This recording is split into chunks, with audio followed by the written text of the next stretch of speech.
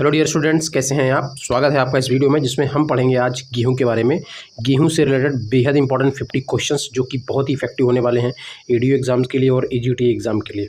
और इसके आगे बढ़ने से पहले एक छोटा सा अपडेट, इसी चैनल पर 10,000 प्रीवियस ईयर क्वेश्चन पेपर की सीरीज चल रही है जिसमें ऑलरेडी हम कवर कर चुके हैं लगभग 1000 क्वेश्चन, ठीक है, और जो कि बेहद इंपॉर्टेंट है एडीओ, एजीटी और आदि एग्रीकल्चर एग्ज़ाम से रिलेटेड, ठीक है। और ये वीडियो रोज़ मिलेगा आपको बाई प्रताप सर शाम 8 बजे, ठीक है।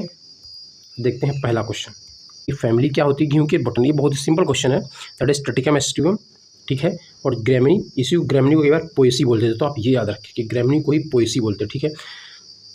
अब देखते हैं नेक्स्ट क्वेश्चन, जिसमें आपसे पूछ रहा है जेनेटिक क्रोमोसोम नंबर क्या होते हैं भाई, तो दैट इज ये 42 होते हैं, ठीक है, तो यानी कि 42 हेक्सापोलाइड क्रोमोसोम नंबर होता है। और कई बार आपसे पोलाइडी लेवल पूछ लेता है कि इसका कितना, तो दैट इज हेक्सापोलाइडी। हेक्सापोलाइडी मतलब 6x, ठीक है। और यहीं से कई बार आपसे एग्जाम में पूछ लेता है कि जो 6x है इसका बेसिक क्रोमोसोम नंबर कितना है, तो आप इसको निकाल सकते हैं 42 = 6x। तो x की जो वैल्यू आने वाली है इसको कर देंगे 6 डिवाइड, तो x की वैल्यू 7। तो इसका कई बार बेस क्रोमोसोम नंबर या बेसिक क्रोमोसोम नंबर पूछता है, वो कितने होते हैं, x = दैट इज 7। तो ये भी आपसे एग्जाम में पूछ लेता है, ठीक। देखते हैं नेक्स्ट क्वेश्चन, इसमें आपसे पूछ रहा है कि what are the physiological traits of wheat, यानी कि फिजिकली पूछ रहा है, फोटोपीरियडिज्म के बारे में आपसे पूछ रहा है।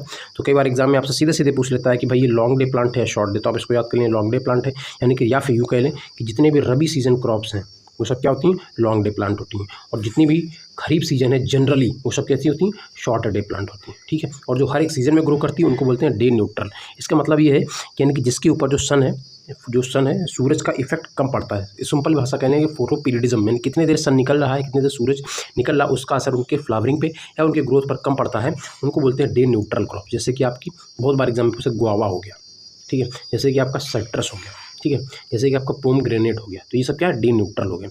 या फिर आप मेज की बात कर लें, या फिर आप टोमेटो आप हमेशा खाते हैं, फिर ठीक है, वैसे हो गया। तो ये वैसे कैसे C3 प्लांट है, ठीक है, second most important food crop. तो ये भी एग्जाम में कई बार आपसे पूछ लेता है कि भाई इंडियन सिनेरियो में इंपॉर्टेंट कितना, तो सेकंड पोजीशन इसकी, फर्स्ट पोजीशन किसकी है, फर्स्ट पोजीशन है आपकी राइस की, ठीक है। लेकिन जब आप दुनिया में पूछेंगे फूड ग्रेन में, तो दुनिया में फर्स्ट प्लेस किसकी, दुनिया में वर्ल्ड में है व्हीट की, ठीक है।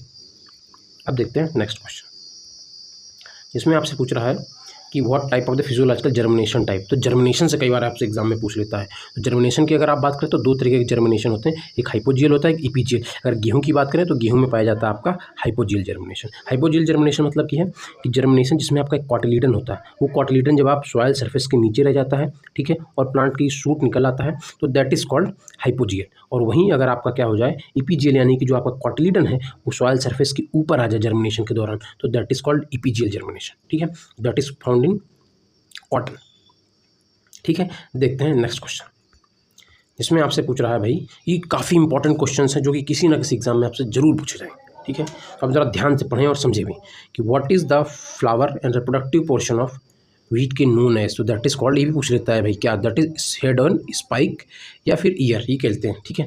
ये आपसे एग्जाम में भी कई बार पूछ लेता है, ठीक है। हेपुस्पर्म, ये तो हिंदी में हो गया। नेक्स्ट क्वेश्चन देखते हैं, आपसे पूछ रहा है भाई कि what is the specific botanical type of wheat. Wheat का जो ग्रेन है उसको क्या बोलते हैं, दैट इज कैरियोप्सिस बोलते हैं। ये भी आपसे एग्जाम में पूछ लेता है, ठीक है, कि गेहूं के दाने को अगर फल को कहते क्या है, तो that is single seeded fruit, ovary wall, इसको पेरिकार्प होता है, that is completely seed coated होता है, दैट इज कॉल्ड कैरियोप्सिस, ठीक है। ये आपसे एग्जाम में पूछता है। नेक्स्ट क्वेश्चन देखते हैं, इसमें आपसे पूछ रहा है what is the test weight. Test weight तो अगर आप बात करें गेहूं की तो इसका 40 ग्राम होता है, ठीक है। वहीं अगर कई बार बहुत बार इसका पूछ लेता है फैलरिस माइनस का, दैट इज 2 ग्राम, 2 ग्राम। एक होता है आपका टेस्ट वेट, ठीक है, और एक होता है आपका इंडेक्स। तो टेस्ट वेट कई बार आपसे जब एग्जाम में पूछा जाता है तो टेस्ट वेट कितने में निकालते हैं, टेस्ट वेट, तो टेस्ट वेट आप निकालते हैं 1000 ग्रेन में, जितने 1000 सीट लेते हैं। वहीं जब इंडेक्स की बात करेंगे तो इंडेक्स जो आप निकालते हैं तो दैट इज 100 सीड्स का। और ये किस में निकालते हैं जिनके ग्रेन्स होते हैं बड़े होते हैं, बोल्ड सीडेड होते हैं, जैसे कि मेज हो गया, या बड़े बड़े इसमें होते हैं, ठीक है। नेक्स्ट क्वेश्चन देखते हैं, इसमें आपसे पूछ रहा है what is the protein percent. ये भी बहुत बार एग्जाम में पूछता है भाई। तो ग्लूटीन में सबसे पहले नाम पूछ लेते हैं, तो that is from gluten, protein पाई जाती है। और कितने परसेंट होती है, दैट इज 10 से 11% होती है, ठीक है। ये भी एग्जाम में बहुत बार आपसे पूछता है। बार्ले में कितनी होती है, बार्ले में आपकी 11 होती है, ठीक है, बार्ले में 11 होती है। राइस में कितनी होती है, 6 से 7 होती है, ठीक है। और उसमें कितनी होती है, ब्राउन राइस कई बार आपका करता है, तो दैट इज़ 7.9। ठीक है, अब देखते हैं नेक्स्ट क्वेश्चन, इसमें ओके अभी तक आप कोई चीज़ अगर समझ में ना आई हो तो आप हमसे पूछ सकते हैं कमेंट करके, जो भी समझ में ना आया हो। ठीक है, अब देखते हैं नेक्स्ट क्वेश्चन, इसमें आपसे पूछ रहा है यानी कि which wheat species is commonly grown in India, और ये भी एग्जाम में बहुत बार पूछता है, दैट इज ट्रिटिकम एस्टिवम, और ये बहुत पॉपुलर भी है मैक्सिमम, क्योंकि इसी लगभग इंडिया में 87% एरिया को कवर करता है। और इसको किस नाम से भी जानते हैं, कॉमन ब्रेड व्हीट के भी नाम से, उसका भी कॉमन नाम पूछ लेते हैं, that called maximum dwarf wheat. और ये बेटर किसके लिए है, ये बेटर है यानी कि चपाती बनाने के लिए। ठीक है, इसी तरीके का होता है माइक्रोनी व्हीट, क्या होता है माइक्रोनी व्हीट, तो माइक्रोनी से क्या बनते हैं, जैसे माइक्रोनी ही बनाते भी माइक्रोनी है।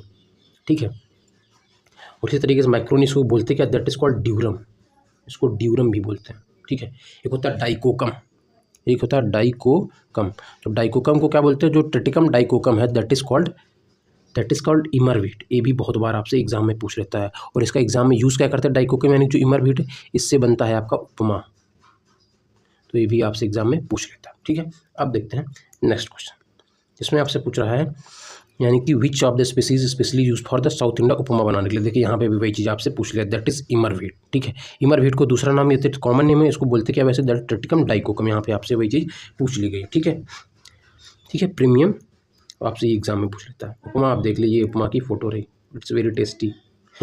अब देखते हैं नेक्स्ट क्वेश्चन, जिसमें आपसे पूछ रहा है भाई कि माइक्रोनी व्हीट का क्या भाई नाम है या क्या इसका यूज़ है। तो माइक्रोनी व्हीट का भी सिंपल पूछ लेता है ड्यूरम, तो आप इसको याद रखें यानी ट्रिटिकम डीएम करके, जो ड्यूरम है वही मैक्रोनी है। तो जो मैक्रोनी व्हीट है इससे मैक्रोनी भी बनती है, जो हम लोग खाते हैं अक्सर, तो मैक्रोनी भी इसी से बनती है।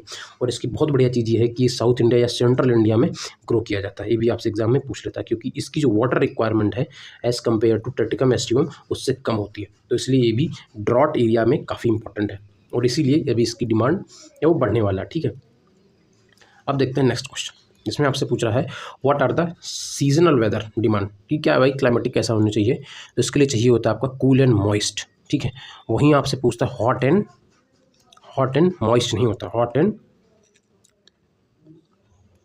तो वहीं अगर आप बात करें किसकी, राइस की, तो राइस के लिए कैसे हॉट एंड ह्यूमिड होता है, तो ये भी आपसे एग्जाम में पूछता है, किसके लिए, ये राइस का रहता है, यही वर्ड आपको दिखेगा हॉट एंड ह्यूमिड, किसके लिए, राइस के लिए क्लाइमेट होता है। और व्हीट की बात करेंगे तो कूल एंड मॉइस्ट वेदर चाहिए होता है। ठीक है, वार्म एंड ड्राई वेदर कब चाहिए होता है, जब आपका ग्रेन फॉर्मेशन हो रहा होता है।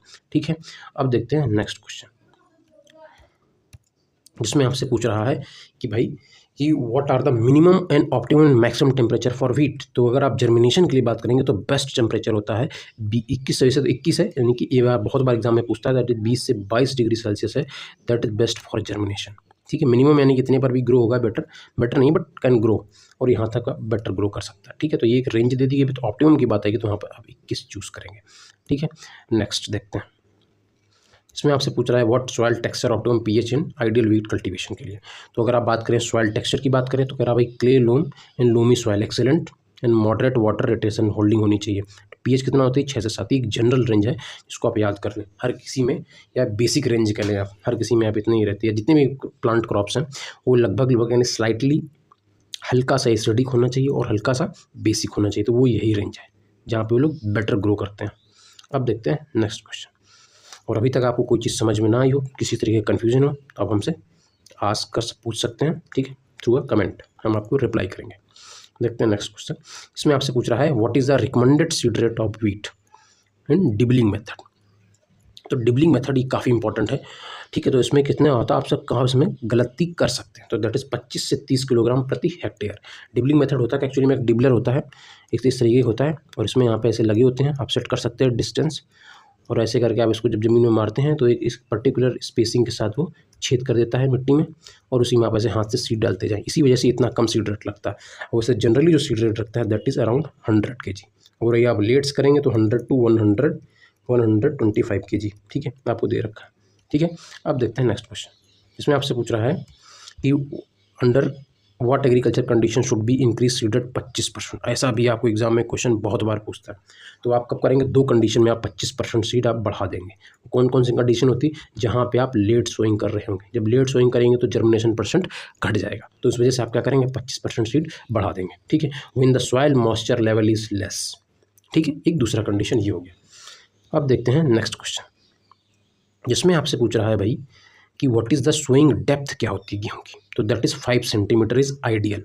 और वैसे कई बार एग्जाम में ये ना दे करके आपसे पूछता है तो भाई वो किस पर डिपेंड करती है, तो दैट इज़ कोलियोटाइल, क्या है, कोलियोटाइल उसकी लेंथ पर डिपेंड करता है। So it's depend on the length of coleoptile, क्या, लेंथ ऑफ कोलियोटाइल की लेंथ पर डिपेंड करेगा कि कितने गहराई में कोई सी सीड को बोया जाएगा। ठीक है, अब देखते हैं नेक्स्ट क्वेश्चन।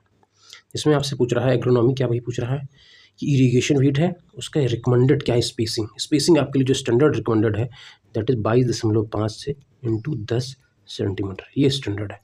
ठीक है, और ये कई बार बदलती रहती है, अगर आप रेनफेड कंडीशन के लिए कर रहे हैं या फिर लेट सोइंग कर रहे हैं दैट शुड चेंज। ठीक है, अब देखते हैं नेक्स्ट क्वेश्चन। इसमें आपसे पूछ रहा है कि फार्म यार्ड मैन्योर कितना रिकमेंडेड होता है, दैट इज 10 से 15 प्रति हेक्टेयर। ठीक है, अब देखते हैं नेक्स्ट क्वेश्चन। एनपीके आपसे पूछ लेता भाई, एनपीके क्या रिकमेंडेशन है, तो दैट इज़ 120 से 150 केजी इरीगेटेड के लिए। ठीक है, और 60 केजी आपका रहेगा at the planting time, phosphorus आपको देना है, और पोटास आपको देना 40 केजी। ठीक है, कई बार आपको दिखता है यहाँ पर 120, 60, 40, सिंपल भाषा में कहें that is NPK recommended. But ये सब डिपेंड करता है, कई बार आपसे बेसिक क्वेश्चन पूछ लेगा तो इससे डिपेंड ऑन सॉइल टेस्टिंग। ठीक है, सॉइल टेस्टिंग पर डिपेंड करेगा कि आपकी मिट्टी में पहले से अगर न्यूट्रिएंट है, नाइट्रोजन ज़्यादा है तो फिर आप कम यूज़ करेंगे। ठीक है, अब देखते हैं नेक्स्ट क्वेश्चन। इसमें ओके, अभी तक आपको किसी तरह की कोई समस्या हो, कोई प्रॉब्लम, कुछ समझ में ना आई हो तो आप हमसे पूछ सकते हैं। ठीक है, देखते हैं नेक्स्ट क्वेश्चन। इसमें आपसे पूछ रहा है भाई कि what are the critical growth stage for irrigation in wheat. Wheat के लिए क्या क्या सबसे मोस्ट क्रिटिकल स्टेज है, देखो रेड से बिल्कुल, तो दैट इज सीआरआई, यानी कि सीआरआई कई बार फुल फॉर्म पूछ लेता है, that is crown root initiation, और टाइम भी पूछ लेता है, दैट इज 20 से 25 डेज आफ्टर सोइंग। ठीक है, सेकंड मोस्ट क्रिटिकल जो होती है दैट इज फ्लावरिंग स्टेज, तो उसका कब से होती है, जैसे 85 से 90 डेज में होती है। और थर्ड मोस्ट क्रिटिकल है that is jointing and milking stage, that is 100 to 105 days after sowing. और कई बार आपसे एग्जाम में पूछ लेता है, बढ़िया जब आप एग्जाम देंगे उसमें आपसे पूछता है कि जो ये इरीगेशन की स्टेजेस दी गई ये कितनी है, तो ये आपकी 6 स्टेजेस हैं। ठीक है, किसने दी हैं, तो एक साइंटिस्ट हुए भारद्वाज, उन्होंने इरीगेशन की 6 स्टेजेस दी थी। ठीक है, अब देखते हैं नेक्स्ट क्वेश्चन। इसमें आपसे पूछ रहा है कि what are the vegetative reproductive phases segmented north Indian weeds. तो जर्मिनेशन के लिए भाई ये है फेज़, सीआरआई के लिए 20 से 25 दिन है, टिलरिंग के लिए 15 से 45 दिन, ज्वाइंटिंग के लिए आपका 45 से 60 डेज है, booting 75, flowering, milking and doughing stage. तो दीज आर द स्टेजेस। और इसमें एग्जाम में आपसे पूछ लेता है कई बार कि कौन सी स्टेज जो वेजिटेटिव है, तो वेजिटेटिव जो फेजेस दिए गए हैं वो ये सब वेजिटेटिव फेजेस हैं। यहाँ पर जर्मिनेशन है, सीआरआई स्टेज है, टिलरिंग है, ज्वाइंटिंग है, बूटिंग रिप्रोडक्टिव फेज जहाँ पे बूटिंग है, फ्लावरिंग स्टेज, मिल्किंग एंड डफिंग। ठीक है, तो दी आर द रिप्रोडक्टिव फेज। कई बार आपसे ऑप्शन में दे करके यही पूछ लेता है कि इसमें से कौन सी रिप्रोडक्टिव फेज है या फिर कौन सी वेजिटेटिव फेज है। ठीक है, तो आप ये भी ध्यान से पढ़ लें। ठीक है, अब देखते हैं नेक्स्ट क्वेश्चन। इसमें आपसे पूछ रहा है what is the optimum sowing timeline for wheat in India, तो दैट इज़ क्या है, फर्स्ट वीक ऑफ नवंबर। ये तो हर किसी को पता है बट कई बार आप कन्फ्यूजन में गलत कर सकते हैं। और लेट सोइंग का क्या है, अप टू 15 दिसंबर तक या 15 दिसंबर, तो ये भी आप याद करना, ये भी इंपॉर्टेंट है और कई बार एग्जाम में आपसे पूछ लेता है। ठीक है, नेक्स्ट क्वेश्चन देखते हैं। इसमें पूछ रहा है what is the moisture level, ये बहुत बार एग्जाम में पूछता है और आप गलत करके आ जाएंगे। तो जब हार्वेस्टिंग की बात करेंगे तो दैट इज़ 25 to 30%। ठीक है, हार्वेस्टिंग के टाइम पे। लेकिन वहीं जब आप स्टोरेज की बात करें, किसकी, स्टोरेज, तो स्टोरेज में आपका जितने भी सीरियल क्रॉप्स हैं उनका होता है 10 से 12, आप इसको भी याद कर लें। ठीक है, ये तो हो गया सीरियल क्रॉप्स का। वहीं अगर आप बात करेंगे, आप एक फार्मूला दे देता हूँ, दैट इज कोप। ठीक है, ठीक है, कोप यानी कि सीरियल, ओ से ऑयल सीड हो गया। ठीक है, और पी से आपका हो गया पल्सेस। तो जो आपका पल्सेस होती हैं उनका होता है आपका 8 से 10%। लेकिन जब ऑयल सीड की आप बात करेंगे उनको कवर करते हैं 6 to 8% मॉइस्चर पे, स्टोरेज का मॉइस्चर दिया गया है। ठीक है, अब देखते हैं नेक्स्ट क्वेश्चन। इसमें आपसे पूछ रहा है, ये भी बहुत बार एग्जाम में आपसे पूछता है, what are the total water depth requirement, कितने पानी की ज़रूरत होती है। तो लगभग होगा आपका 550 से 650 mm, इतने वाटर की रिक्वायरमेंट होती है जब आप गेहूँ का प्रोडक्शन करते हैं। बात समझ में आ रही। ठीक है, अब देखते हैं नेक्स्ट क्वेश्चन, जिसमें आपसे पूछ रहा है, okay thank you so much for watching this. और ये वीडियो मिलेगा रोज़ शाम 8 बजे। ठीक है, 8 बजे मिलेगा आपको वीडियो बाई प्रताप सर। और ये सिलसिला तब तक चलता रहेगा जब तक मुकाम नहीं तब तक आराम नहीं, और हम ऐसा पढ़ते रहेंगे लगातार। और इसमें सबसे महत्वपूर्ण है, इसमें प्रैक्टिस की जब आप बात करेंगे प्रीवियस ईयर क्वेश्चन पेपर, यानी कि वो क्वेश्चन जो ऑलरेडी कमीशन ने किसी न किसी एग्जाम में पूछ लिए हैं, चाहे आप ईडीओ में पूछे गए हों, चाहे फिर वो ईजीटीए में पूछे गए हैं। ऐसे तमाम क्वेश्चंस जो हैं उन सबों की एक मैं सीरीज़ चला रहा हूँ, यानी कि 10,000 क्वेश्चन की previous year question paper series, ठीक है, जिसमें हम कवर करेंगे 10,000 क्वेश्चन कर रहे हैं। तो इसके लिए आप फॉलो कर सकते हैं या फिर आप सब्सक्राइब कर सकते हैं ताकि आपको ये वीडियो मिल जाए। मिलते हैं किसी नेक्स्ट वीडियो में, तब तक के लिए आप पढ़ते रहें।